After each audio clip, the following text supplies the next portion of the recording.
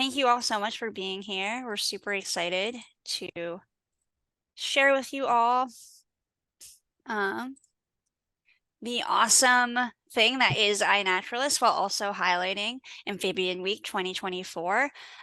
So we're just going to dive in. So I'm Tessa. I work at the Sea Center. I'm the Naturalist Volunteer Program Manager here. I'm also going to be leading the walk that you'll hear more about as well. I'll also be going over most of the slides with help from Kerry and Kennedy. Hi, everyone. My name is Kerry Wixted. I'm over on the East Coast in Maryland, and I work with the Association of Fish and Wildlife Agencies. And with that role, I'm part of PARC, which is the Partners of Amphibian and Reptile Conservation. So I'm really excited to be here to talk to you about Amphibian Week. Yes. Oh, yeah. And I forgot to mention, yeah, I wanted to thank so much for Kerry for being here, for representing PARC. We also, our representative from the zoo wasn't able to make it tonight, but we're still going to be able to use the calls and the slides. So just wanted to throw that in there. And then Kennedy. Hi all, my name is Kennedy. I'm an environmental educator with a passion for animal conservation, and I'm just really happy to be here. I love iNaturalist, and I love getting people outside and connected with animals and our planet. Awesome. All right. So tonight we're going to go over a little bit about what amphibians are and why we should care about them. And then we'll cover iNaturalist basics, so how to use the app, what the app is, some tips and tricks. We're going to learn a little bit about native Santa Barbara frog calls, and then we'll have questions as well. And if you have anything that you want to like type in the chat and things like that, Kennedy and Kerry are going to be monitoring that. So if you have anything you want to share or questions along the way, just let us know. All right. Well, we figured to kick it off with talking a little bit about what exactly are amphibians, because we'll be focusing on amphibians for the coming week, for Amphibian Week, and also for this bio blitz that you'll get to do with Tessa and Kennedy. So a little bit about amphibians. Amphibian literally means two lives, and it's because they begin their life usually in a different environment than where they spend the rest of their time. So our amphibians are all considered cold-blooded, and that just means that they don't make their own internal heat like we do, like mammals and birds and all of that. And they typically have moist skin. And so a lot of times our amphibians actually breathe or absorb a lot of things through their skin, which makes them really sensitive to the environments and changes in those environments. There are different types of amphibians that you can find.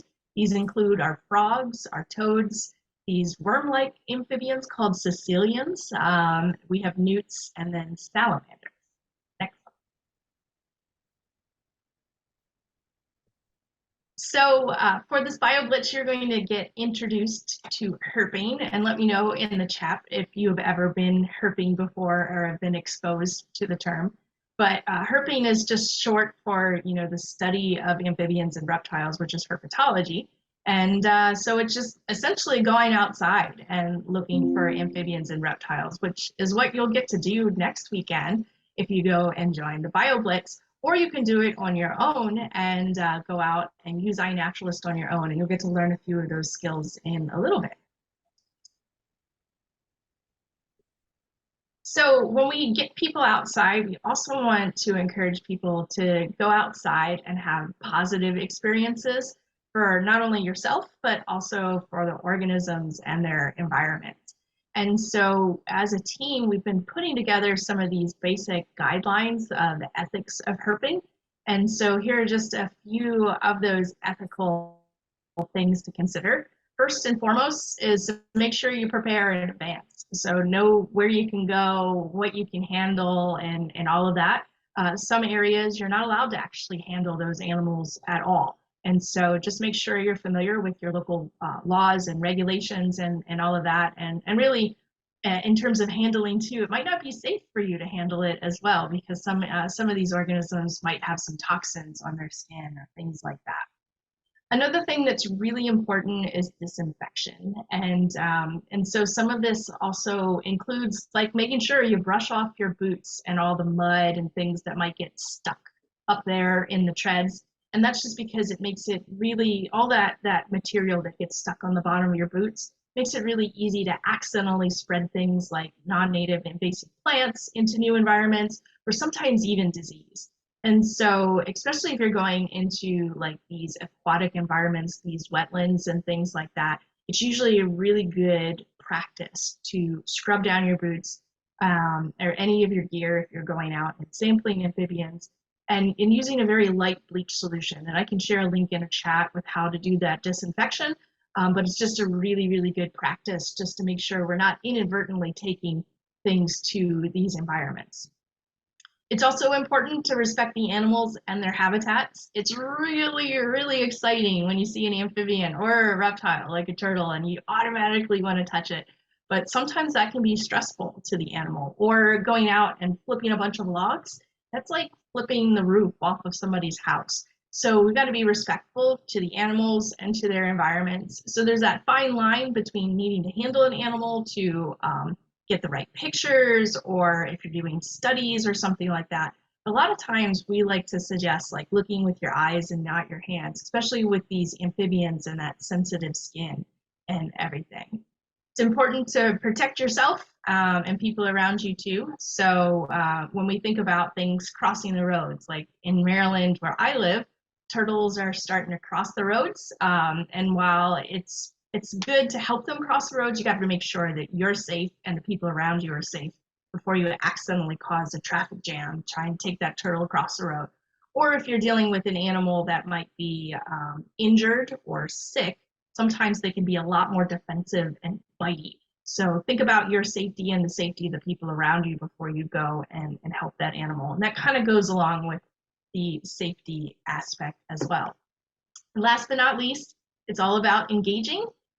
So we suggest leading by example, and it's all about learning too. Like I'm constantly learning. I've been doing this for over 20 years.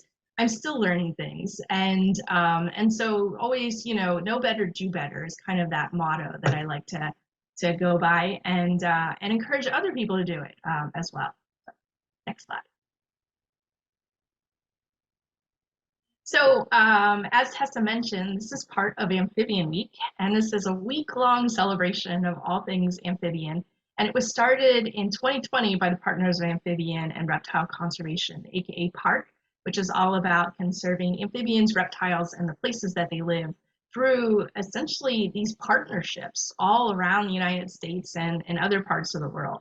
So Amphibian Week is celebrated the first full week in May. So technically it doesn't start until Sunday and it runs until Saturday of next week, but we just can't contain ourselves with the amphibians. And so we have lots of events that are happening both online and in person, including this one.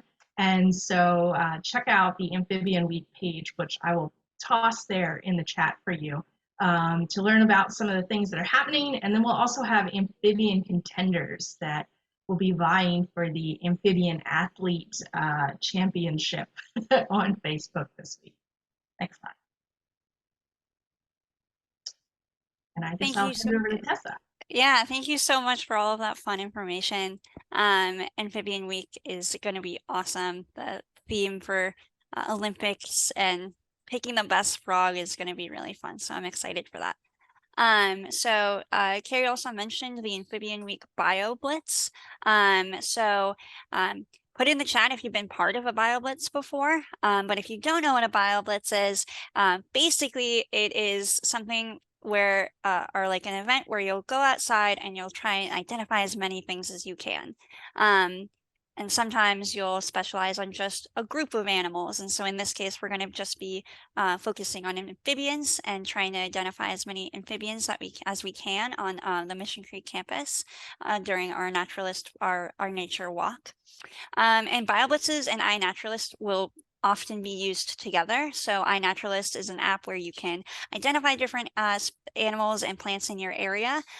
So a lot of the time during BioBlitzes, folks will use iNaturalist to identify all of those things in that area. And so what we're going to be doing on Saturday, May 11th, we're going to be hosting a BioBlitz nature walk from 6:30 to 7:30 at the Mission Creek campus. We'll provide more information about that later in the slide, but I hope you guys can make it. It'll be super fun, and we're also going to go over how to use iNaturalist for that event. So I know iNaturalist. So you can put in the chat if you are already familiar with iNaturalist or have used it before, or if you don't know don't know what it is, but we're going to go over what iNaturalist is and how to best use it. So what is iNaturalist? iNaturalist is a community science platform. So what that means is anyone in the community can provide scientific data for a larger database, basically. So what we're going to be using on iNaturalist is observational data. So photos, recordings, and things like that of different plants and animals that you see in your area can be submitted to iNaturalist and used to get a clear picture of all of the plants and animals around the world. So it's pretty awesome that you can contribute to such a large and important database. And it's pretty easy to use and really fun. So it's a great way to get involved with science. If you haven't downloaded the app, you can use the QR codes up here if you'd like to download the apps right now. If you already have an iNaturalist account, we're going to be dropping the project link so you can join our project for Amphibian Week. So we have a project dedicated to just identifying amphibians in the area for Amphibian Week to see how many we can get, because Santa Barbara has a really cool group of amphibians. But once you do download the app, you will create an account. So you can use your email and make a password to get your account linked. And then you'll verify your email. And then you can create a fun username. And whatever suits you. I had I think mine was Box Turtle Gal for a while because I love box turtles. And then you can put a nice little bio about yourself too. Maybe some of the things that you like to look for. And then once you have your account set up, you can start making observations. So we encourage you to go outside to the natural areas where you're at and make some observations to contribute to the iNaturalist database. So how do you make an observation on iNaturalist? So you'll open the app, you can take a photo of any animal or plant, or you can also take pictures of tracks. So like the tracks that different animals have left, scat, which is just a fun scientific word for poop. You can take pictures of nests, bones, feathers, any examples of plants and animals in your area. You can take photos of that and record when you took the photo and the location. And a lot of phones already do that, so you don't have to worry about that portion. And then what you can do when you open up the app, you'll press observe. So if you have uploaded photos or already taken photos, you can upload them, and I would recommend that, but you can also observe like in real time as well. So the reason that I suggest just taking photos and uploading later is because you can, choose the best photo. You won't drain your battery when you're outside, and you won't kind of like just be on your phone too much while you're trying to enjoy the outside. So I would recommend just taking photos and then uploading them later.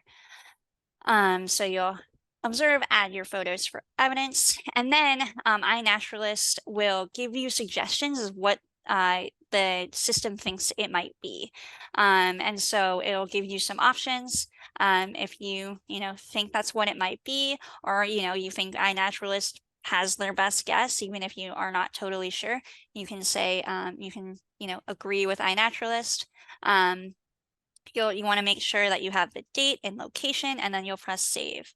And you can also add different notes as well. So like, Kennedy, I saw you actually added an observation with a couple notes not too long ago, if you want to talk about that. But yeah, absolutely.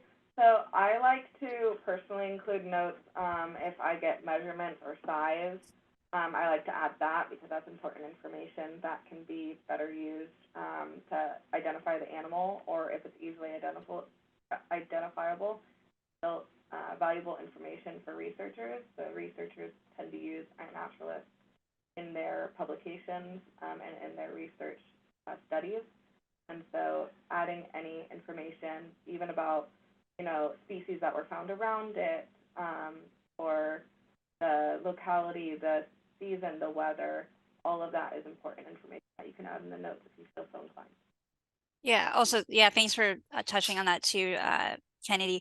The research that is from iNaturalist can be used by scientists for a variety of different research projects. So every time you add an observation to iNaturalist or identify something on iNaturalist, you're adding to a really important group of data.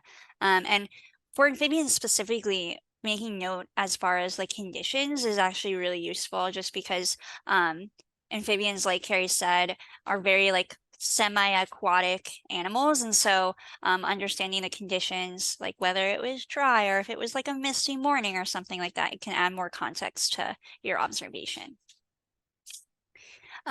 This is like just a infographic to show how you can make observations on your iPhone.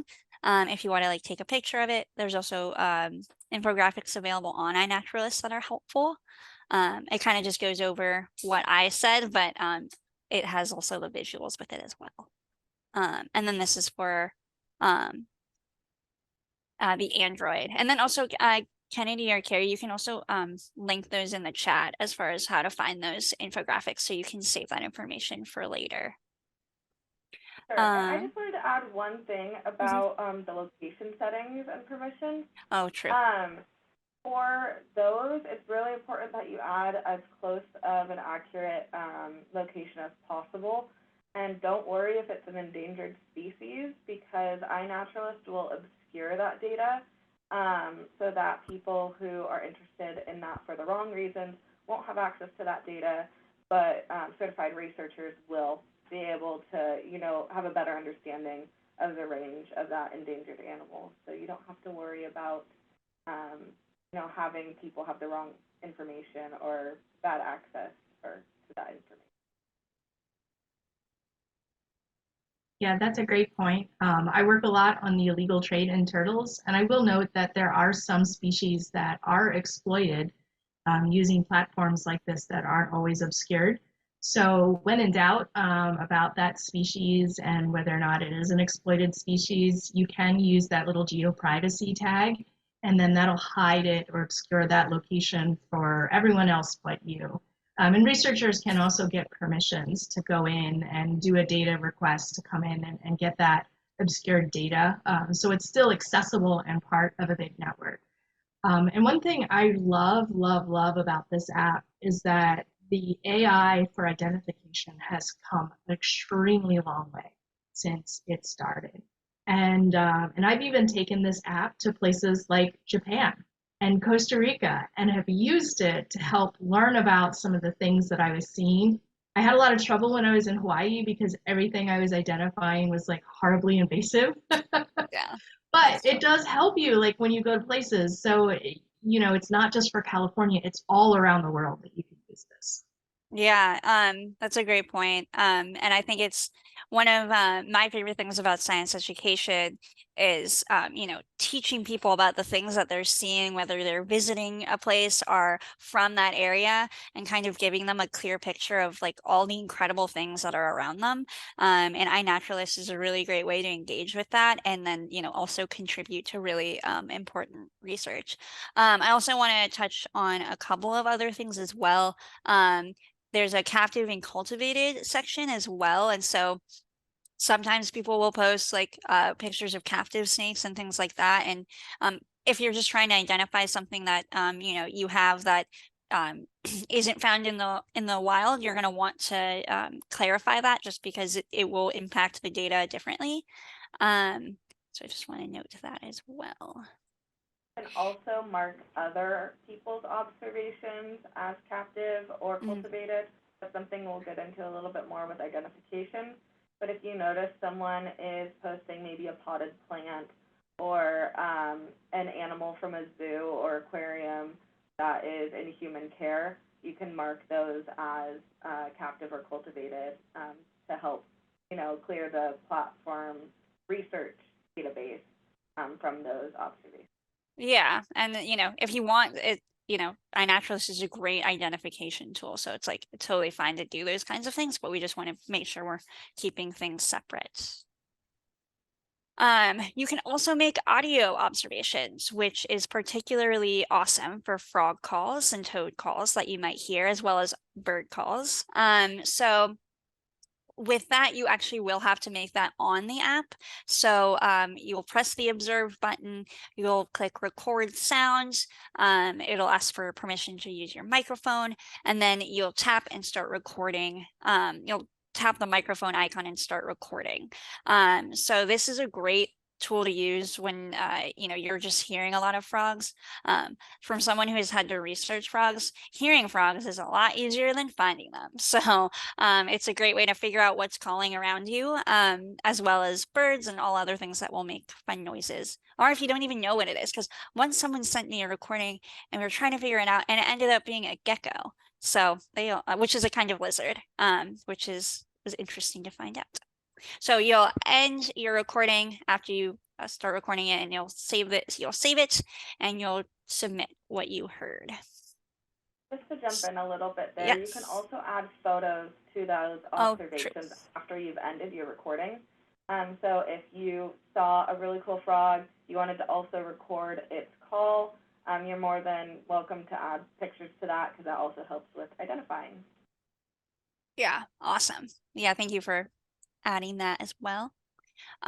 So tips and tricks, take photos from multiple angles. So with frogs and other reptiles and amphibians, there's some really important like coloration differences between species, coloration, and also just like I know for like there's two species of toad, the Fowler toad and the American toad, and some really subtle differences can help you make that differentiation between those two species. So getting like if you can, in a respectful way, get as many photo sizes, photo angles as you can. That is super helpful.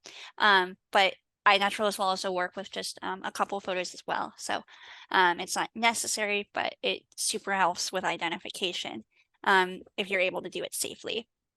And then using something for size reference. So Kennedy mentioned that she'll put in the sizes for some of the things that she finds. But if you have a coin or something like that that you can use for size reference, Kennedy actually has a really great like case for aquatic animals, because at the Sea Center, if you've been here, which you should totally come, it's really fun. We will take samples from the ocean, and we'll get a lot of different small sea slugs and all sorts of stuff.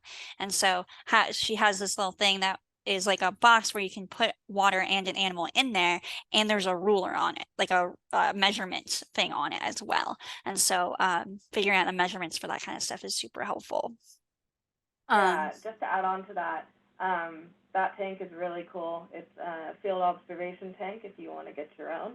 Found mine on Amazon. But also, even if you just have like your finger and you can kind of like put that in one of the photos, maybe not have it as your primary photo, but even having just some sort of scale of reference, those are really helpful in understanding the size of the organism you are looking at. Yeah.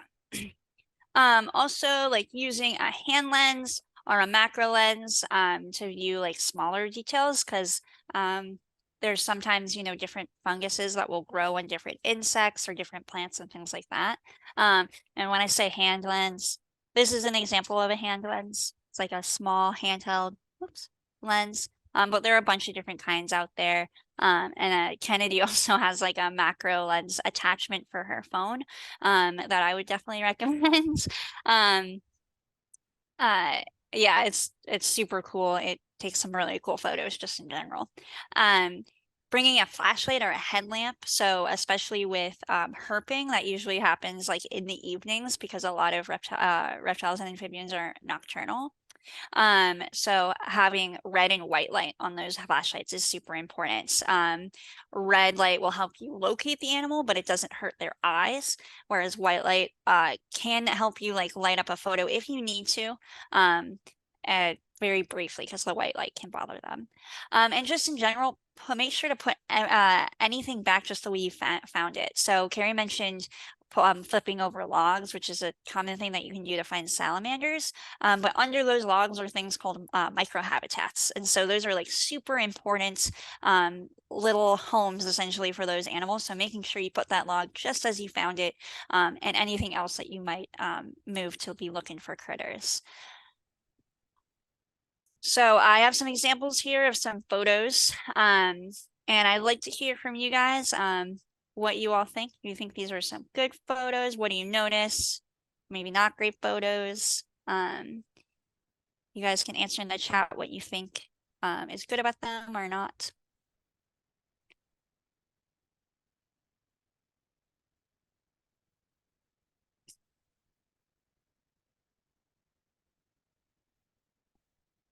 All right, well, yeah, there's such a lot of cool stuff. Yeah, the coin comparison is super helpful. Yeah, definitely. Could use more angles, but there's some pretty good ones as well. Yeah, so these are, I would qualify these as pretty good iNaturalist photos. You can see some of the markings on this chorus frog here pretty well. And then yeah, like like we mentioned, I think Scarlett mentioned, the coin is super helpful. And this is actually a lanternfly, which is a very invasive insect. So if you see a lanternfly, it's super important to document it. And in some areas, they advise you to kill them on site. But that I would, if you're not comfortable with that, it's totally fine. But they're very invasive. Unfortunately, they're kind of pretty. But anyways, so what are these photos? What do you notice might be, helpful, not helpful about these photos?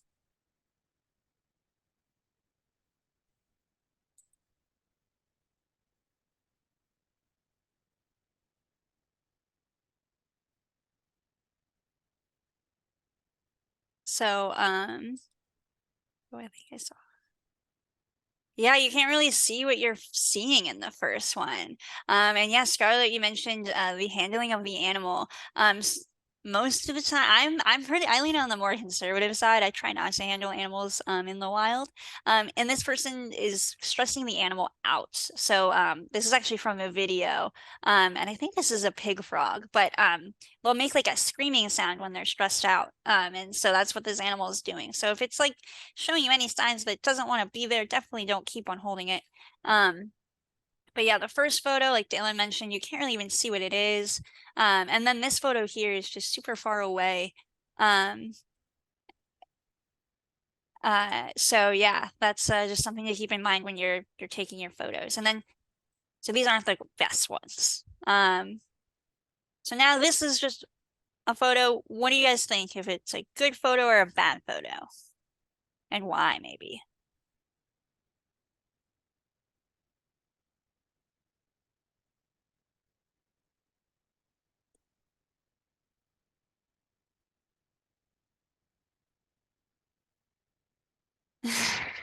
It is a pretty funny photo.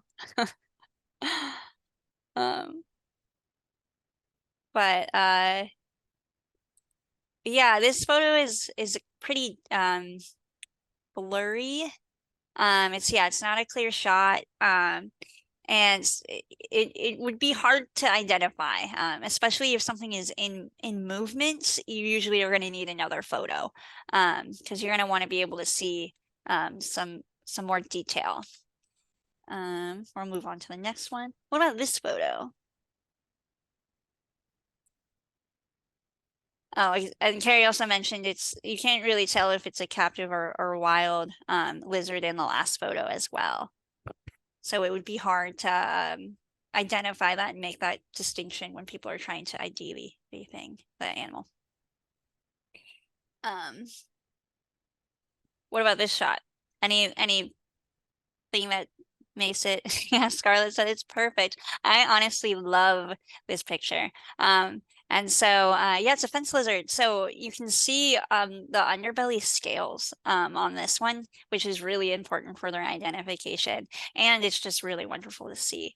We have Western fence lizards in the Santa Barbara area, and Western fence lizards are super cool for a lot of reasons. Well, they also will have this blue scale situation, but they also can eat ticks with Lyme disease and stop the spread of infection right there because they can't get Lyme disease, which I just think is a fun little fact. Anyways, so once you've taken your awesome, amazing photos and have uploaded them to iNaturalist and given your best shot as far as what you think it might be or agree with iNaturalist and what they think it, what the system might think it is, the iNaturalist community will help with identification. And so your goal is to get to research grade. So research grade means that it can be used for the research that we've mentioned throughout this webinar. So it can be used for scientific research projects and be part of that larger database. And so you're going to want at least 2 or more iNaturalist users to say, yep, that's a Western fence lizard for sure, and agree with the either what you identified or what iNaturalist identified as in your observation. You're going to want at least 2 people.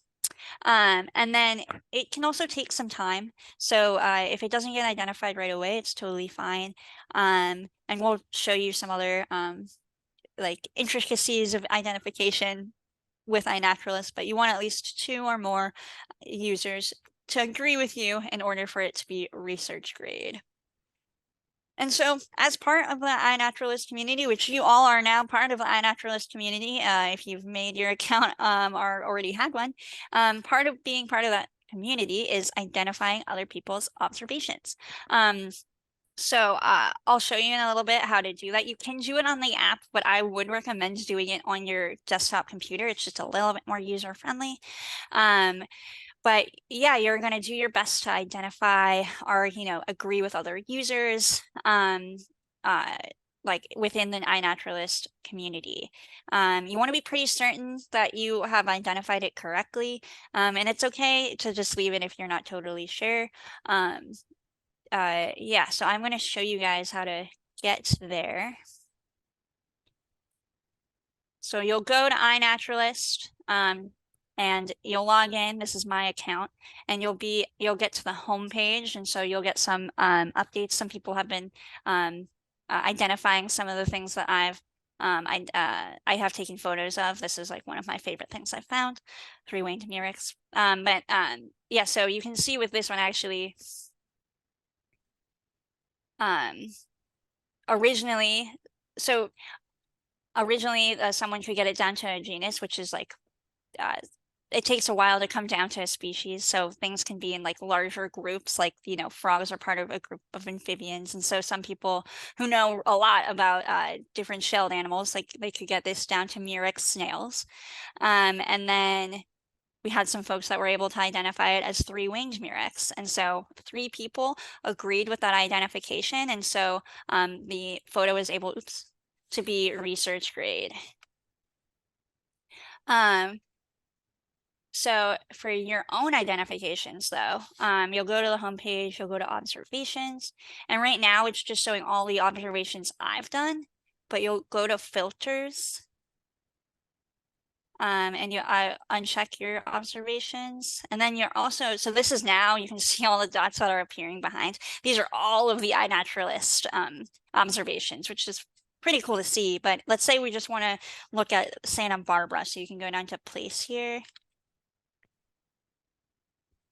Santa Barbara County, and just because we're focusing on amphibians tonight, so we're gonna pick amphibians. So you can also sort by like different things here, as well as like the dates. There's also like people will sometimes like to keep their photos licensed or not. So just like for copyright reasons and things like that. And then these are like the different kinds of groups animals can be in. But if you're not super familiar with that, you don't necessarily need to add that. So let's say needs ID. So in Santa Barbara, amphibians that need ID.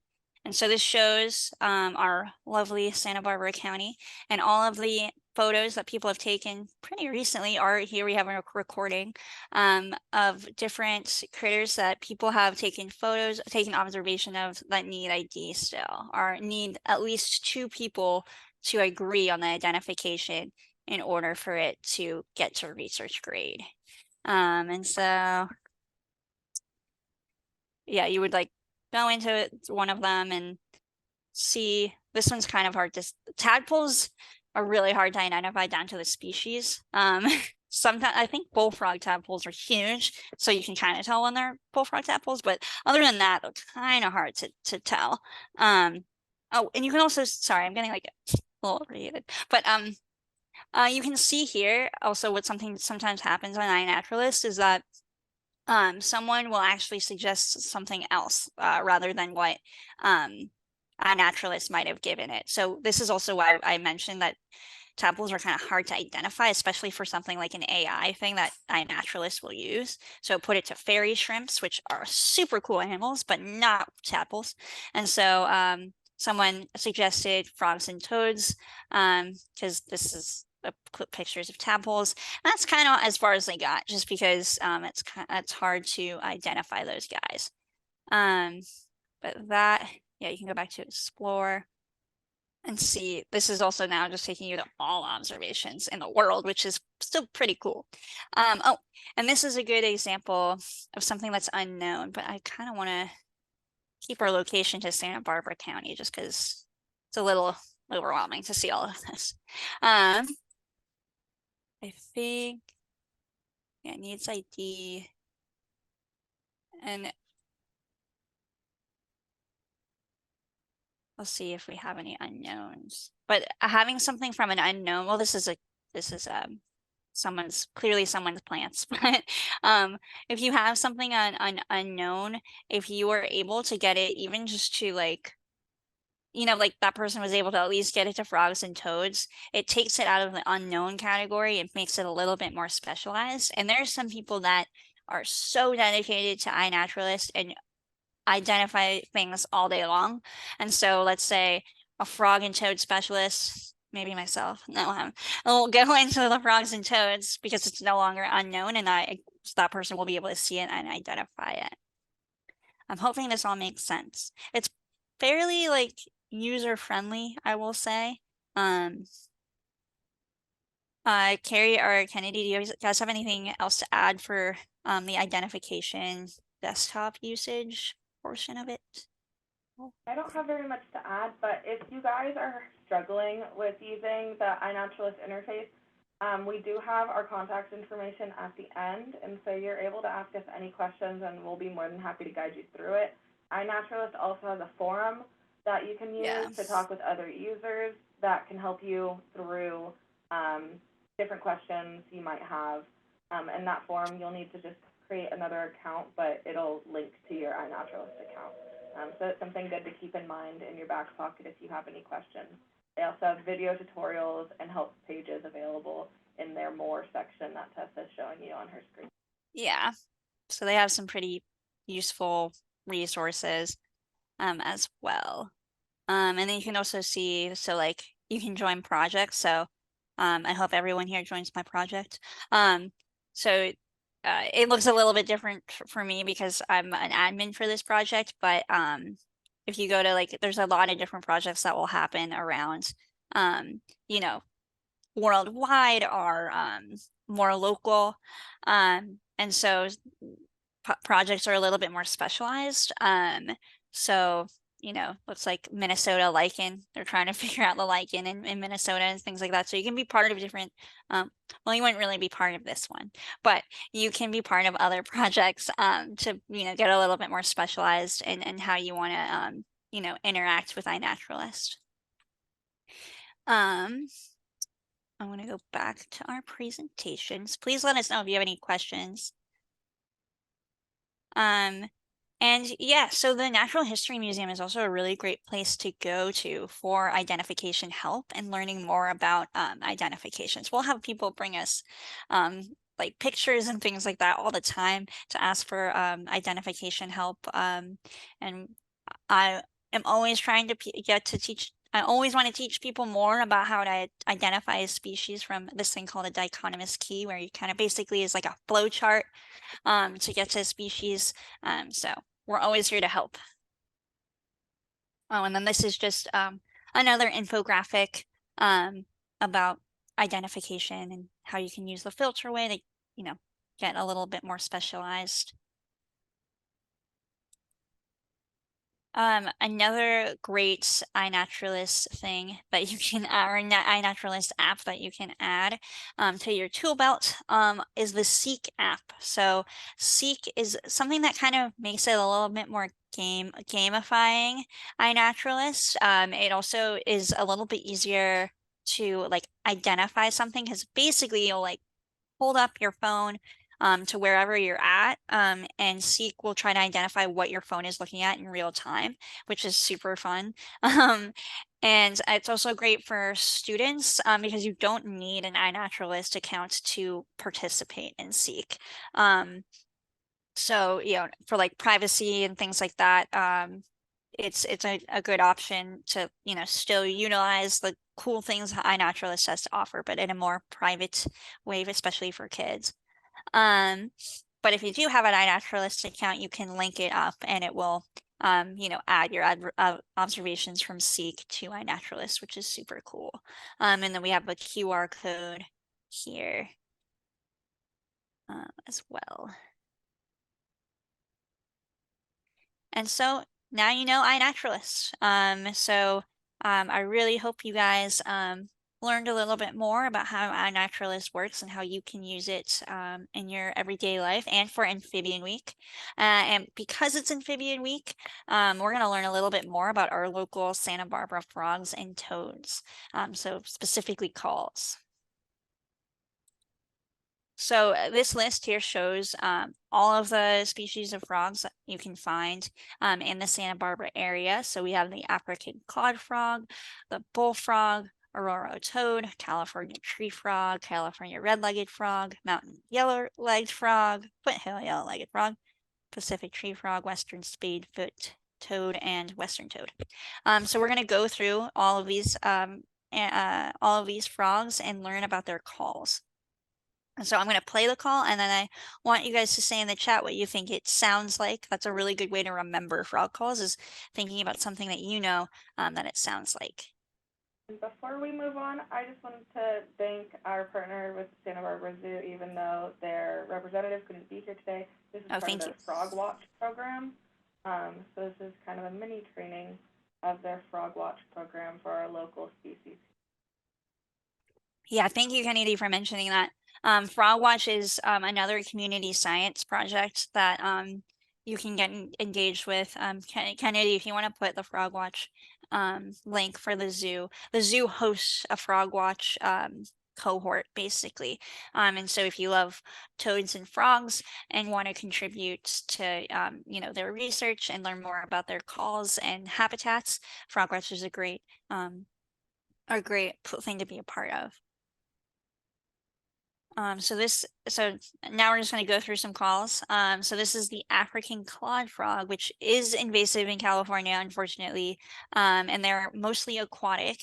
And they sound like this.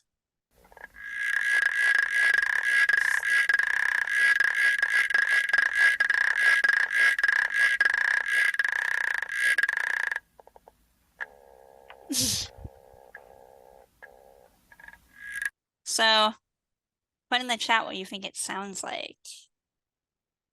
Yes, it sounds like one of those wooden frog instruments. It's pretty awesome. It's like an instrument where you kind of like will take a stick and like run it down a ridge surface. It makes basically the same sound. So pretty easy to remember that one for sure. So this is the bullfrog, which is also unfortunately invasive. It is the largest frog in North America. And I know they're invasive here, but I like their calls a lot. And this is what they sound like.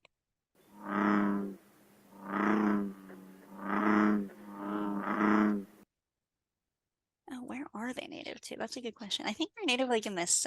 Dylan asked where bullfrogs are native to. That's a good question. I think yeah, the East Coast.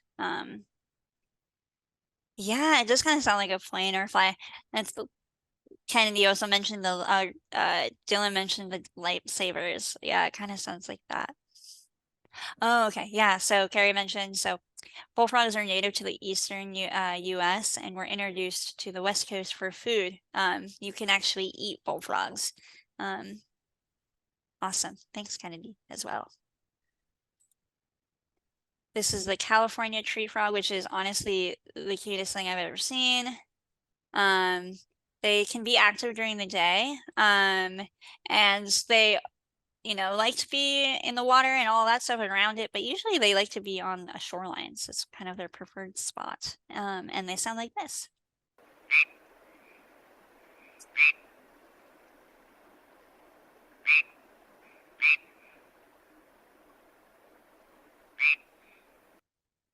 What do you guys think that sounds like? It's kind of hard to say it. It kind of maybe like a screechy door or something. I don't know. Yes, it just kind of sounds like it is saying Rick, Rick. Yeah. Yeah. Every California tree frog is named Rick. That's how I'll remember it. Awesome. This is the Aurora toad. I love toads. They're some of my favorite animals. They are federally endangered. And that's primarily because of like human development. So like the making of different cities and things like that. They do. That's a good point, Colin. And what has happened is that their habitat has disappeared, but it also has gotten disjointed. So disjointed, like part of their habitat's over here, but part of their habitat's over here, and that's actually called habitat fragmentation. And so it makes it hard for the Aurora toads to meet up with each other. So that's part of the reason why they're federally endangered. And they sound like this.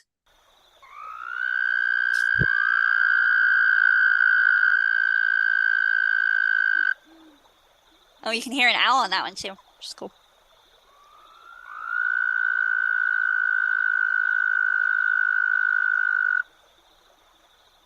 Be a good alarm clock.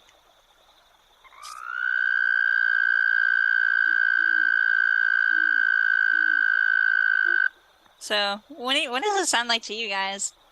Honestly, it does kind of sound like an alarm clock.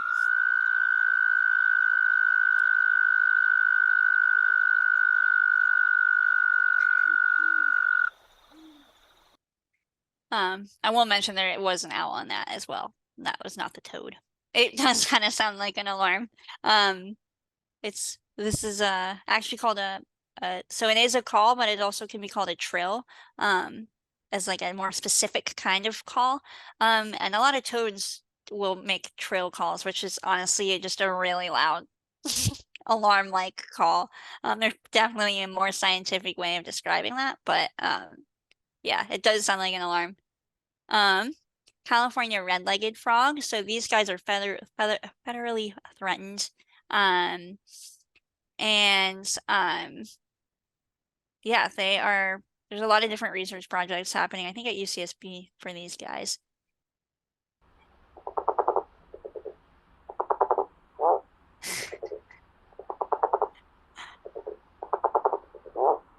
Okay, thanks.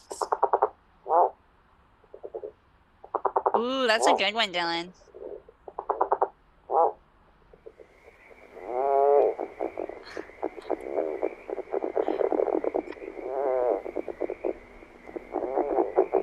Kind of like a door, yeah. A motorcycle, a giant lawnmower. It kind of sounds like, honestly, like a gibbon or something, which is a primate. That is it, Scarlett. It does sound like someone's stomach growling. California red-legged frogs are always hungry. That's how I'm gonna remember that. This is a beautiful frog, mountain-legged frog. They smell like garlic, which is enough for me, but this is what they sound like.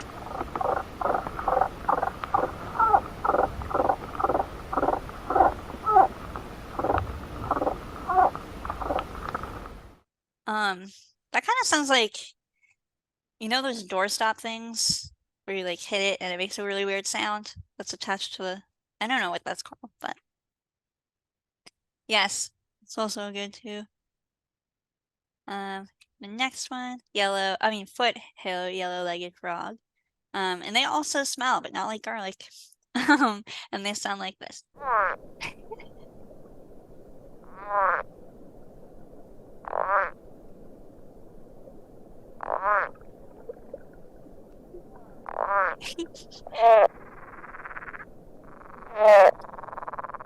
So strange. Yeah. Or like something that you just sat on. A rubber glove, that's good. We can yeah. Or like some almost like a meow or something, like a cat. Maybe. Pacific tree frog. This one's a really popular one, and you'll see why. Yeah, it's probably I hear this frog the most in Santa Barbara, I think. It's the classic frog sound.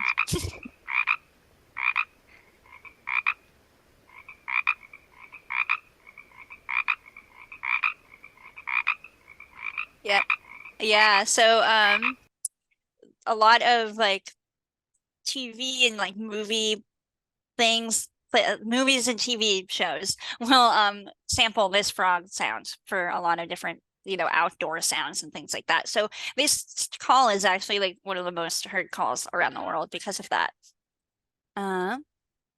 Something to note quickly about Pacific tree frogs, they're also known as chorus frogs, especially on iNaturalist. They're known as Pacific chorus frogs. So just something to keep in mind with common names. They can vary. So making sure you learn Latin names is a good idea. Yes, that's a very good point. And yeah, I think on iNaturalist, it's mostly chorus frogs that are on there. Western spadefoot toad. These I think are the grumpiest looking toads I've ever seen. The eastern spadefoot is also equally grumpy looking. And they also smell like peanut butter, which I just think is nuts. Definitely, this is also something to know as far as like safety and things like that. If you were to touch this one animal, they will secrete something that will cause you to itch. But let's see what this one sounds like.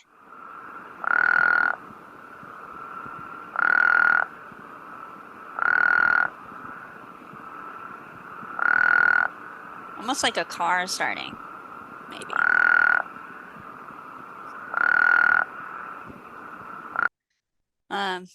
Any thoughts on that one?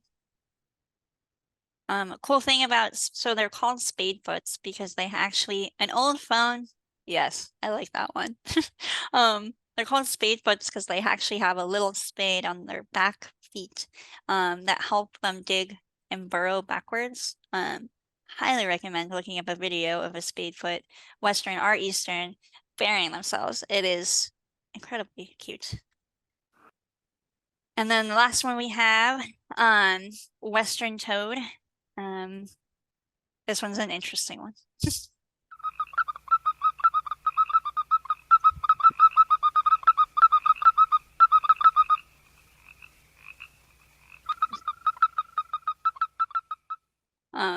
That one, like, for me, like, kind of reminds me of, like, you're doing, like, data on a computer or something.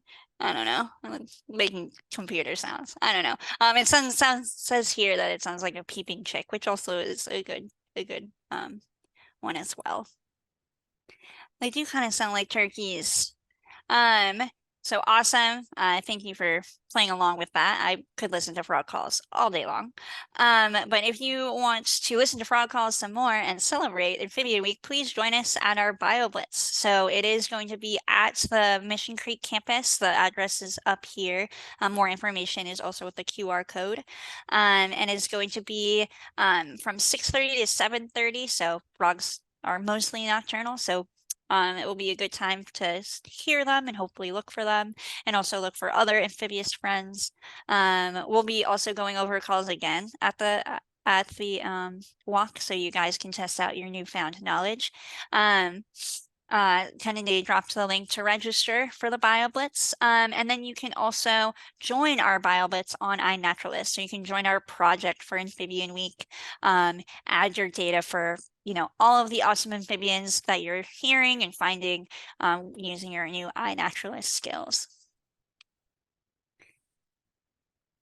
So that brings us to the end of our webinar. If you have any questions, feel free to ask them. And yeah, thank you so much for coming. Super fun sharing all of our iNaturalist info with you all, and to get you guys to be a part of a really important community science project, and learning more about frogs. I could do this forever. I love it. But yeah, please ask us any questions. Also feel free to reach out to Kennedy or I if you have more like, you know, identification questions and things like that. And yeah, thank you so much for coming. Oh, are any of our toads actually poisonous? That's a good question. I think that's a good question. Yay, I'm glad you guys liked it. Yeah, I would not eat, like, because toads typically are going to be poisonous, and so there is a difference between poisonous and venomous. Poisonous is when you eat something and it will harm you. Venomous is when something stings you, like a bee, and it harms you. Toads are mostly poisonous. The thing is, and this is the thing with like science in general, I always will like, I can't ever say all or never, you know, but most of the time toads are going to be poisonous. So I would not eat them. Kerry is giving you some good advice there. Yeah, don't eat them, don't lick them. And you know, the other thing too is if you do handle them, be sure that you wash your hands really well. Besides just handling toads, any other amphibians and reptiles, there's always the possibility of salmonella. So keep that in mind when you're handling things. Some newts also secrete poisonous skin toxins, and when they're stressed out. And so that's another thing to consider, and why we shouldn't be handling too many of them. So one of the things that I do sometimes, if I want to, you know, interact with students and give them experience to see something up close, particularly with salamanders and newts, is you can put them in like a little plastic baggie, and then you can pass them around in a safer way without worrying about what's on your hands getting on them and some of that stress and everything. And Awesome, thanks. yeah. I'm glad you don't want to eat a toad. I don't think you ever would. But it's good to ask, you know, especially if you're, I get it. Toads are so adorable and awesome. I want to give them a big hug all the time, but yeah, you can't. Awesome. Well, wow, we ended right on time. Thank you so much, Kerry, for joining us from the East Coast, and just providing us with so much awesome knowledge on iNaturalist and amphibians. So I super appreciate being a part of Amphibian Week and all of your help with this. And thanks, Kennedy, for all of your awesome insight on iNaturalist. And thanks to the Santa Barbara Zoo as well for lending us your slides. And yes, that's a great question, Carol. So we will be meeting just out front by the gate of the museum, and we'll be exiting from there. Once you've registered for the walk, we'll be sending out more detailed information as far as like what to wear and things like that, and our meeting place with the we'll reach out to you via email. And awesome, I'm so excited that you're coming. Yay! Oh my God, that's great. I'm so excited to see everyone there. Register the event so that we can reach out to you via email, because on that registration forum, we collect your email so that we can message you about what to wear, what to bring, and where to meet, so that we can all participate in this awesome BioBlitz walk together. Yeah, so just looking forward to it. Awesome. I'm going to end the webinar now, but thanks so much for everyone to be here. Thank you, Kerry. Thank you, Kennedy. I appreciate everyone. Bye. Thank you all. Happy Amphibian Week. Happy Amphibian Week. Oh, Nancy, I hope to do it again. Yeah, this is like one of our first Nature Walk Bio Blitzes things that we've done in a really long time. And the education department really hopes to continue putting those on, and we will definitely communicate when we do. Bye.